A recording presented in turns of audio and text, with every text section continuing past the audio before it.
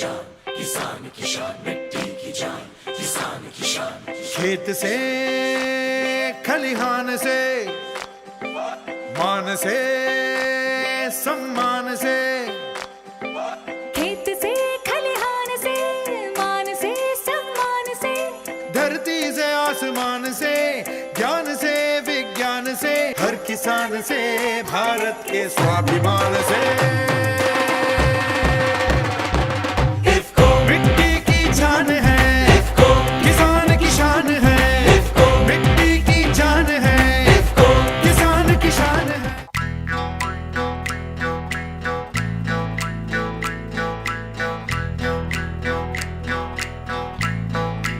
नमस्कार. इफो फर्टिलायझर प्रस्तुत उन्नत शेती समृद्ध शेतकरी या कार्यक्रमामध्ये आपल्या सर्वांचं स्वागत आहे. शेतकरी मित्रांनो, बरेचदा शेतकरी पारंपरिक पद्धतीने भाजीपाला लागवड किंवा कपाशीची लागवड, धानाची लागवड करत असतो. दिवसेंदिवस शेतकऱ्यांची अशी परिस्थिती झालेली आहे की आजकाल शेतकऱ्यांचं असं म्हणणं आहे की त्यांना शेती परवडत नाही.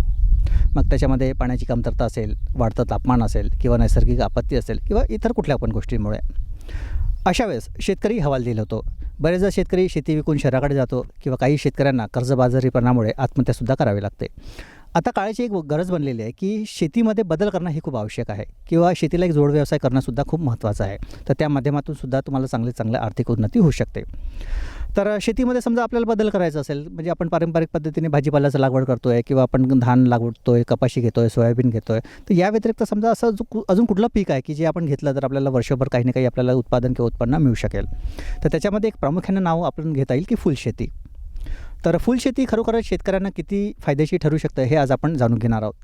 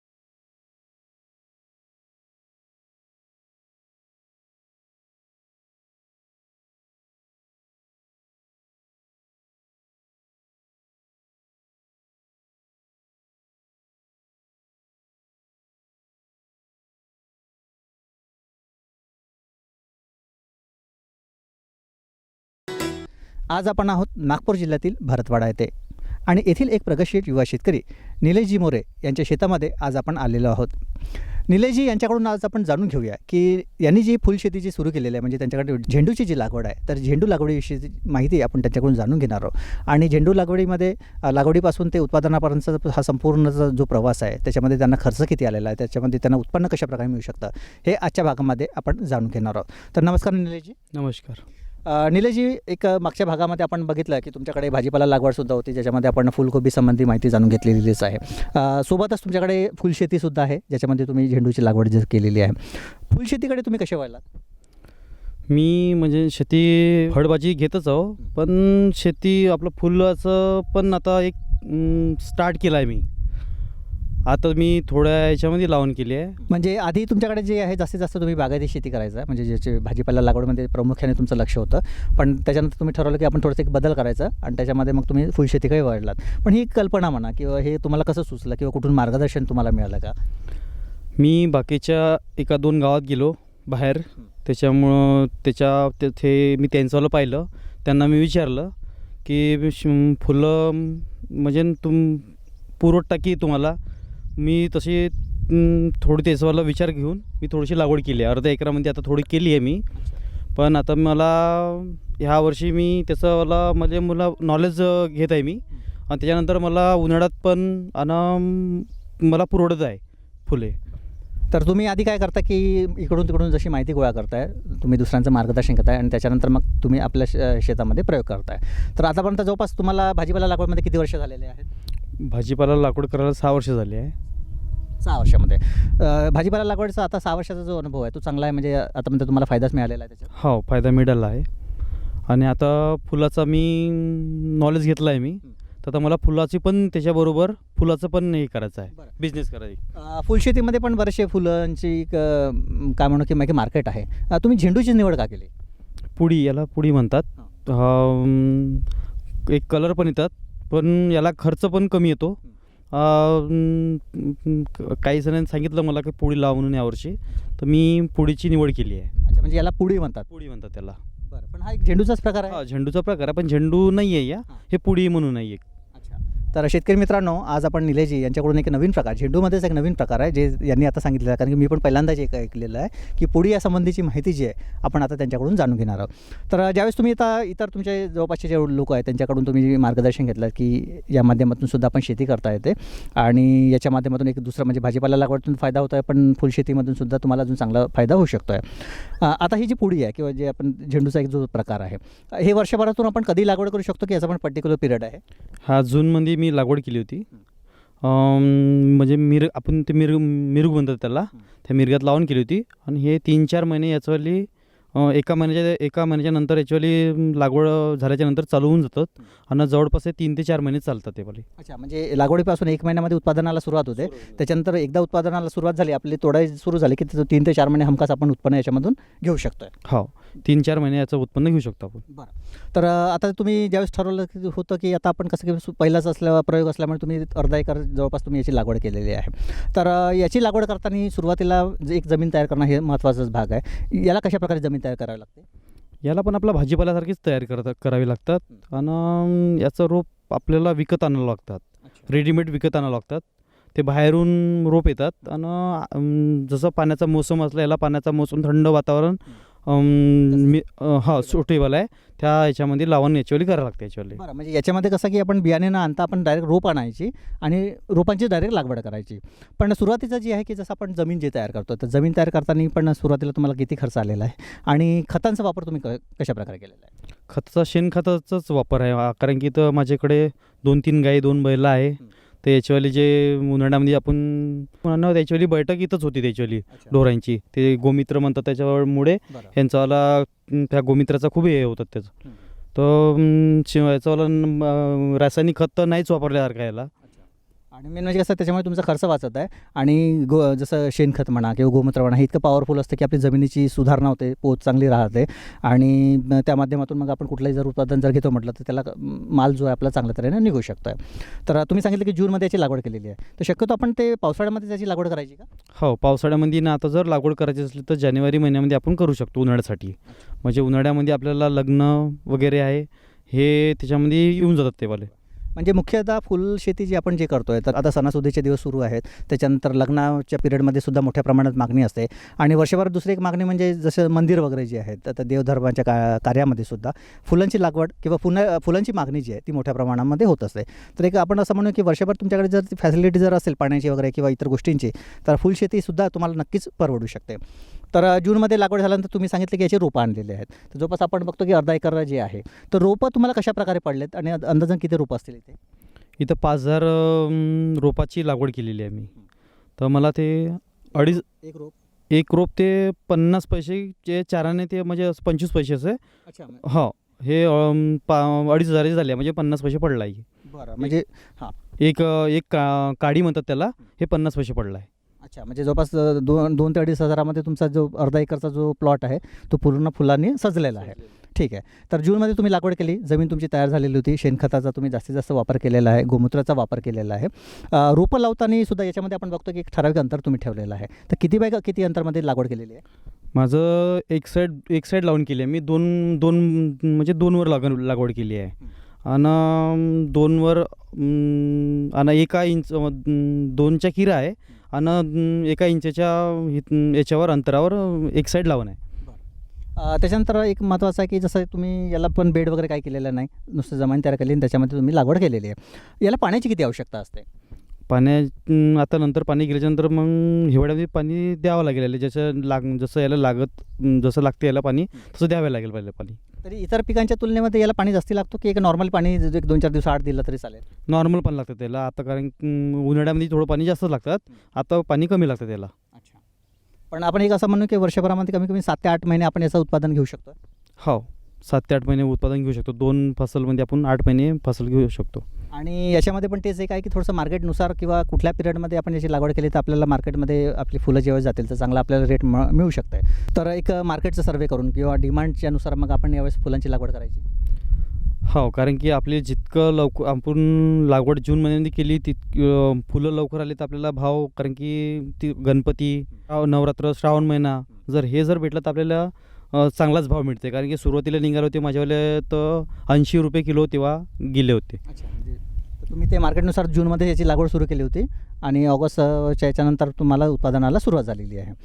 आता अर्धा एकरमध्ये एक अंदाजानं आता ही जी फुलं तर आलेले आहेत, आता रोपं लावल्यानंतर आपली झाडं जी मोठे होतात हा किती दिवसाचा पिरियड असतो?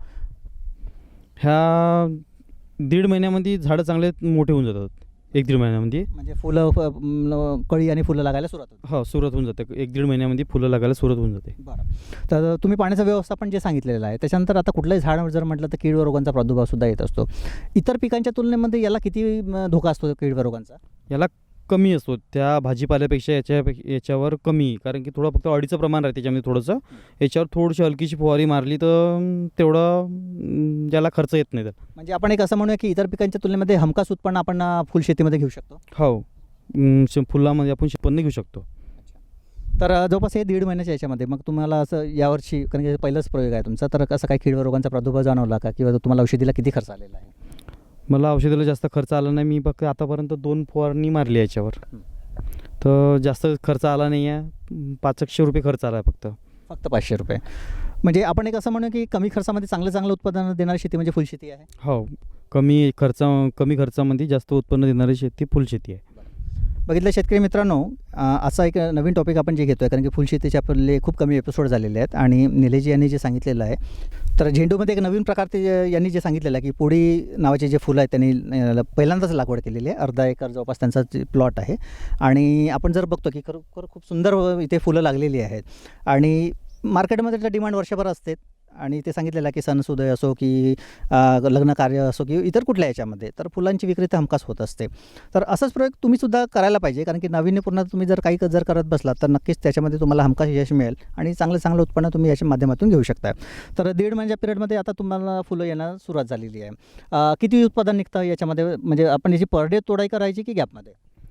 याची तोडाई 3 दिवसानंतर या 2 दिवसानंतर फुलं पाहून आपण याची तोडाई करू शकतो आपण.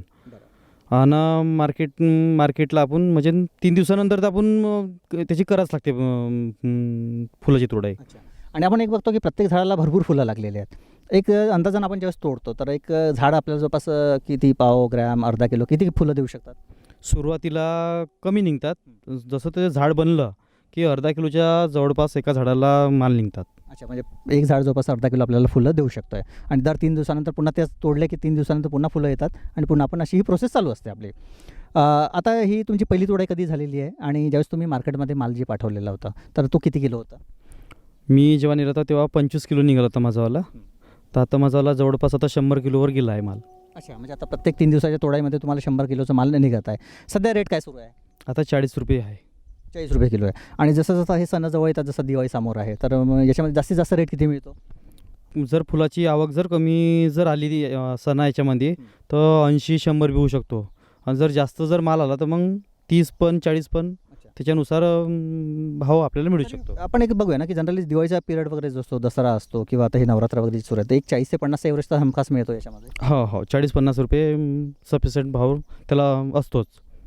तर एकंदरीत तुम्ही लागवडीपासून ते एक उत्पादन आपलं सुरू होतं, तर या दरम्यानचा आपला जो खर्च आहे, बरं याला मजुरांची वगैरे आवश्यकता जास्त पडते का? नाही, खूप खर्च लागत नाही. याला तोडायला पण जास्त लागत नाही, कारण की हे लवकर तोडणं होते. आता आम्ही तर म्हणजे घरच्या घरीच तोडतो आम्ही. हो, या शेतीच्या कामात तुम्हाला घरच्यांची मदत होते का? हो, घरच्यांची मदत होते. अच्छा, तर त्यामुळे कसं की मजुरीचा खर्चसुद्धा इथे कमी पडत आहे. माल जे तुम्ही तोडताय आता, जसं आज तुम्हाला तोडाई करायची आहे, तर हेच तुम्ही सकाळी तोडणं करता की कशा प्रकारे असते? नाही, आता आज तोडण करायचे आहेत. आता 3 वाजतापासून 3:30 वाजतापासून त्याचीवाली तोडणं चालू करायचे आहे. म्हणजे दुसऱ्या दिवशी सकाळीच, कारण की सकाळीच जर तोडले तर ते दड पडतात, ओस म्हणतात त्याला, तर गिऱ्हाईक मग ते ओलायच्याने घ्यायला नाही पाहत. म्हणून त्याच्याला आता एका पार्काने तोडायचे आणि सकाळच्या मार्केटला आपण न्यायचे विकायला. पण आता जसं आपण आज जर तोडलो तर एक रात्रीभराचा जो पिरियड असतो तर हे थोडेसे जे मुरजल्यासारखे जे होतात किंवा असं काही त्याच्यावरती परिणाम वगैरे होतो का? नाही, याच्यावर नाही होत, ते कलरवर होतात. ते कलर सकाळीच तोडूनच मार्केटला न्यायला लागते. लगेच तोडायचं आणि आपण पाठवून द्यायचं. तर तुम्ही सध्या जे सांगितलं की जवळपास 40 रुपये किलोप्रमाणे आता रेट जे मिळत आहे, एकंदरीत खर्च जर बघितलं तर त्या हिशोबाने तुम्हाला म्हणजे कमीत कमी किलोप्रमाणे किती मिळाला पाहिजे? 40 रुपये, पण एका किलोवर 40 रुपये भेटले तर भरपूर झाला भाव यावाला. अच्छा, म्हणजे आपण असं बघूया की आपला खर्च वजा कमीत कमी 40 रुपये जरी मिळाला तर चांगलं प्रॉफिट जे आहे आपल्याला या झेंडू म्हणजे फुलांच्या माध्यमातून तुम्हाला मिळत आहे. हो, चांगला हे मिळत आहे. सुरुवातीला तुम्ही जे सांगितलं की जवळपास 25 ते 30 किलो तुमचा माल जात होता, आता हळूहळू आता मोठ्या प्रमाणात बघतोय की प्रत्येक झाडाला खूप छान फुलं लागलेले आहेत. सध्या किती माल जातोय तुमचा? आता 100 किलोवर 100 किलो माल जात आहे आता. 100 किलो. हा जो माल जसं फुलांचा जसं आहे, भाजीपालाचं एक वेगळं मार्केट आहे, फुलांचं मार्केट वेगळं आहे. हा तुमचा पहिलाच प्रयोग आहे. तर याच्यामध्ये मग तुमचे व्यापारी बांधलेले आहेत की तुम्ही विक्री कशा प्रकारे करताय? नाही, विमाचे दलालानुसारच विक्री करायला लागते तिथे. आणि ते त्यांचंवाला पर्सेंटेज राहते त्याच्यावाला. त्याच्यानुसार दलाला आपला तेवढा माल आपण असं कुठं विकू शकत नाही, तर फुल मार्केटला नेऊनच दलालाकडे विकावं लागतात. अच्छा, तर एक अंदाज जर इथून ज्यावेळेस माल जातो तर एक आपली अपेक्षा असते की किलोप्रमाणे आपल्याला इतकं मिळालं पाहिजे. तुमची काय अपेक्षा असते? तर आपल्याला हेच अपेक्षा असते का माझाला 50-60 रुपये गेला तर जास्त पैसे होईल आपल्याला. तर 40 रुपये आता भाव चालूच आहे, पण एवढा बी पण ठीक आहे. म्हणजे तुम्ही सध्या जो भाव मिळत आहे 40 रुपये किलोप्रमाणे त्याच्यामध्ये तुम्ही समाधानी आहात. एकंदरीत आपण जर बघितलं तर आता हे कसं की जवळपास 4 महिन्यात असं रेग्युलर तुम्हाला उत्पादन मिळेल? हो, रेग्युलर 4 महिने याचं उत्पन्न मिळेल. म्हणजे आपण बघूया की डिसेंबर जानेवारीपर्यंत तुम्हाला या माध्यमातून तुम्हाला पैसा मिळत आहे. म्हणजे भाजीपाला लागवडीमधून तर तुमचा एक पैसा खेळत आहेच, सोबतच फुलांच्या माध्यमातून सुद्धा एक आर्थिक उन्नतीसुद्धा तुम्हाला किंवा आर्थिक प्राप्ती तुम्हाला होत आहे. हो, हे फुलं आपलं गोबी तर चालू आहेच, पण फुलाचं पण आता चालू झालंच आहे. तर 2-3 महिने आपलं कंटिन्यू मार्केटला त्याचं हे चालूच राहील. मार्केटमध्ये मालाची विक्री करताना काही अडचणी वगैरे जाणवतात का? नाही, तेवढी विक्री करताना जाणवत नाही. म्हणजे इझिली आपल्या मार्केटमध्ये गेला की माल आपल्याला विकतो. बरं, हे पण एक नगदी पीक आहे का? म्हणजे लगेच आपल्याला पैसा मिळतो याच्यामध्ये? हो, इकडून म्हणजे जसं आपण विकलं की दलाल आपल्याला पैसे देऊन देतात आणि नगदीचा हे आहे. अच्छा, तर एकंदरीत आपण जर पकडलं की एक महिन्याकाठी किती जवळपास अंदाजानं उत्पन्न मिळतं तुम्हाला मग?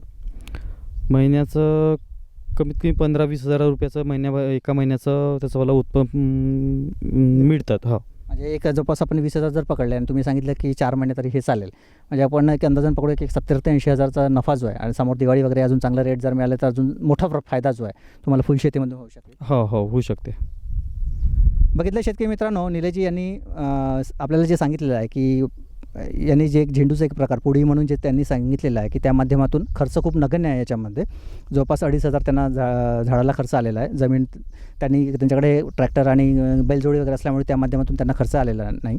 खतांचा वापर म्हणजे ते शेणखतच वापरतात, त्याच्यामुळे रासायनिक खतांचा सुद्धा प्रश्न नाही. कीड व रोगांचा प्रादुर्भाव फुलांवरती नसतो, त्याच्यामुळे तो एक रासायनिक औषधी म्हणा किंवा खतांचा खर्च वाचलेला आहे. तर एक 4-5 हजारच्या खर्चामध्ये त्यांना जवळपास अपेक्षा आहे की येत्या 4 महिन्यामध्ये जवळपास 70 ते 80 हजाराचा शुद्ध नफा जो आहे तो त्यांना या झेंडू फुलाच्या किंवा एक पुडी याचं एक नाव त्यांनी सांगितलेलं आहे. तर या माध्यमातून त्यांना जवळपास अपेक्षा आहे की एवढं होऊ शकतं. सध्या तर तुमचा पहिलं वर्ष आहे, पहिल्या वर्षामध्ये तुम्ही समाधानी आहात? हो, समाधानी आहे. आणि मी पुढच्या वर्षी पण आता याच्यावाला उत्पन्न वाढवण्याची माझ्यावाली इच्छा आहे. हां, मला तेच म्हणायचं होतं, कारण की आता हे चांगलं आणि खूप सुंदर पण दिसत आहे. मार्केटला तुम्हाला रेट पण चांगला मिळतात. येत्या काळामध्ये आता अर्धा एकरचा तुम्ही 1 एकर किंवा 2 एकर नक्कीच करणार आहे. तुलना जर आपण केली की जसं तुमची बागायती शेती, भाजीपाला लागवड किंवा फुलांच्या ह्याच्यामध्ये जास्त प्रॉफिटेबल काय वाटतं? तसं भाजीपाला बी आहे, पण आता फुलाची तर सुरुवात आहे माझीवाली. तर आता त्याच्यानंतर आपण का डिस्कस ते वाच आहे. तर आता पहिल्याच प्रवेश तुमचा यशस्वी झालेला आहे. तुम्ही पुढे या माध्यमातून तुम्ही लागवड केलेली आहे. फुलामध्ये पण तुम्ही वेगवेगळा प्रयोग करण्याचा तुमचा प्रयत्न राहील की अजून आपण दुसऱ्या प्रकारे आपण लागवड करायला पाहिजे? हो, आता याच्यानंतर तर ते मी 5व्या महिन्यामध्ये मी माझं कलर लावायची पण हे होत आहे, तयारी करायची आहे मला. तर अशा प्रकारे फुलाच्या, कारण की जे काम ते त्याला सांबार म्हणतात, ते उन्हाळ्यामध्ये हे जो बाकीचा भाजीपाला आहे तो त्याच्या खाण्यावर थोडा जास्त येतो. म्हणून ह्या फुलाच्या फुलं खात नाही ते, म्हणून हे फुलाची लागवड करायची आहे. अच्छा, म्हणजे तुम्ही एक चांगली गोष्ट सांगितली की जनरली जंगली जनावरांचा जो प्रादुर्भाव किंवा जंगली जनावरांमुळे आपल्या भाजीपाल्याला जो नुकसान होत असतो, तर फुलशेतीमध्ये त्यांचं काही नुकसान होत नाही आपल्याला? हो, ते फुलं खात नाही, म्हणून आपल्याला फुलाकडे वळायचं आहे आता. तर शेतकरी मित्रांनो, निलेश यांनी जे सांगितलेलं आहे की एक कुठलीही तुम्ही पिकं जर घेतो म्हटलं तर त्याच्यामध्ये कसं की जंगली जनावरांमुळे बऱ्याचशा शेतकऱ्यांचं मोठ्या प्रमाणात नुकसान होत असतं. पण निलेश यांनी जे सांगितलेलं आहे की तुम्ही फुलशेती जर केली तर याच्यामध्ये कसं की जे जंगली जनावरं आहेत तर ते पिकांचं नुकसान करत नाही, त्याच्यामुळे हमखास उत्पन्न आपल्याला या माध्यमातून मिळू शकतं. तर एकंदरीत आतापर्यंतचा तुमचा हा जो प्रवास राहिलेला आहे की 6 वर्षाचा जो प्रवास आहे, मग भाजीपाला लागवड असो की आता पहिलंच वर्ष आहे तुम्ही फुलशेती जी करा, पूर्णपणे समाधानी आहे त्याच्यामध्ये? हो, समाधानी आहे. आपण जर बघितलं की आजकाल शेतकरी कसा की एकच पद्धतीने पारंपरिक पद्धतीनेच तो पिके घेत असतो, पावसाच्या पाण्यावरतीच तो डिपेंड असतो. 8 ते 9 महिने त्यांची शेती खाली असते. तर आपल्याकडे थोड्याफार प्रमाणामध्ये जर समजा पाण्याची उपलब्धता जर असेल तर आपण ठीक आहे भाजीपाला लागवड किंवा आपण इतर जर नाही घेऊ शकत आहे, अशा वेळेस समजा आपण फुलशेतीची जर निवड केली तर आपल्याला काही ना काहीतरी आपल्याला म्हणजे शेती खाली राहण्यापेक्षा काही ना काही आपल्याला उत्पन्न मिळू शकेल. हो, फुलाची जर शेती केली तर आपल्याला जिथे शेती खाली राहण्यापेक्षा आपल्याला फुलाची जर शेती लावली तर आपल्याला उत्पन्न आणि आपल्याला जो घर खर्च आहे तो आपला ह्या शेतीच्या आपला फुलाच्या याच्यावर तो खर्च चालू शकतो आपल्याला. आणि मुख्य म्हणजे तुम्ही अजून एक सांगितलं की याला पाण्याची कमी आवश्यकता असते. हां, आता हिवाळ्यामध्ये थोडं कमी लागेल पण उन्हाळ्यामध्ये थोडंसं पाणी जास्त लागते याला.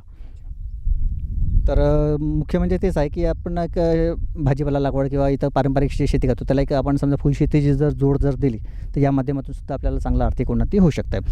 अशा वेळेस आता तुम्ही तरुण आहात, जनरली तरुण युवा वर्ग जो आहे तो शेतीकडे न वळता आपण नोकरीच्या मागे जातो आहे, तुम्ही नवीन नवीन प्रयोग तुमच्या शेतामध्ये करत आहात, तर तुम्ही अशा शेतकरी मित्रांना किंवा युवा वर्गांना काय सांगाल की त्यांनी असा प्रयोग जर आपल्या शेतामध्ये जर केलं तर नक्कीच त्यांना चांगला फायदा होऊ शकेल? हो, जर म्हणजे आपण इंटरेस्ट घेतला त्या याच्यामध्ये तर फुल शेतीमध्ये पण फायदा होऊ शकतो. कोणतं जर आपण केलंच नाही, हे करू म्हटलं तर कसं होणार नाही ना. जर त्याच्याकडे लक्ष दिलं तर फायदा होऊ शकतो आपल्याला. तर म्हणून माझं एक असं म्हणणं आहे का जो विचार जो करते तो म्हणजे त्याला डोक्यातून काढलं पाहिजे का हे उत्पन्न होणार नाही आपल्या शेतीमध्ये, तर तो आपण जर ठाम राहिलो आपण तो उत्पन्न आपण घेऊ शकतो. म्हणजे कसं आहे की केल्याशिवाय तर कुठली गोष्ट करणार नाही, त्याच्यामुळे स्वतःहून आधी प्रयत्न करणं आवश्यक आहे. आणि सर्वात महत्त्वाचं म्हणजे कुठली शेती करायची तर प्रयत्न हे करायचं की खर्च कसा कमी करता येईल.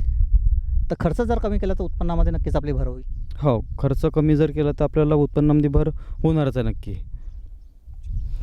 तर शेतकरी मित्रांनो, बघितलं की आपण निलेशजी यांच्याकडे आलेलो होतो आणि निलेशजी यांनी जे सांगितलेलं आहे की फुलशेतीच्या माध्यमातून सुद्धा शेतकरी आपली चांगली आर्थिक प्रगती करू शकतो.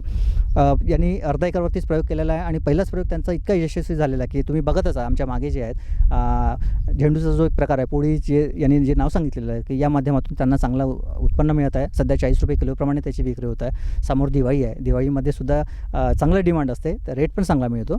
तर यांना अपेक्षा आहे की येत्या 4 महिन्यामध्ये 70 ते 80 हजाराचा शुद्ध नफा जो आहे यांना या शेतीच्या माध्यमातून फुलशेतीच्या माध्यमातून नक्कीच होऊ शकतो.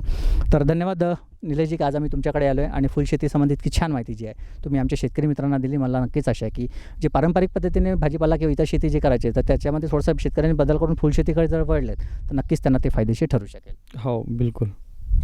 तर शेतकरी मित्रांनो, आजच्या भागामध्ये इतकंच की आज आपण नागपूर जिल्ह्यातील भरतवाडामध्ये प्रगतशील युवा शेतकरी निलेशजी मोरे यांच्या शेतामध्ये आलेले होतो. फुलशेती संबंधीची इतकी छान माहिती आपण जाणून घेतलेली आहे. मला नक्कीच आशा की हे तुम्हीसुद्धा तुमच्या शेतामध्ये नक्कीच ट्राय करायला हरकत नाही. तर आजच्या भागामध्ये इतकंच. पुढील भागामध्ये आपण पुन्हा भेटूया एका नवीन विषयासह. तोपर्यंत नमस्कार.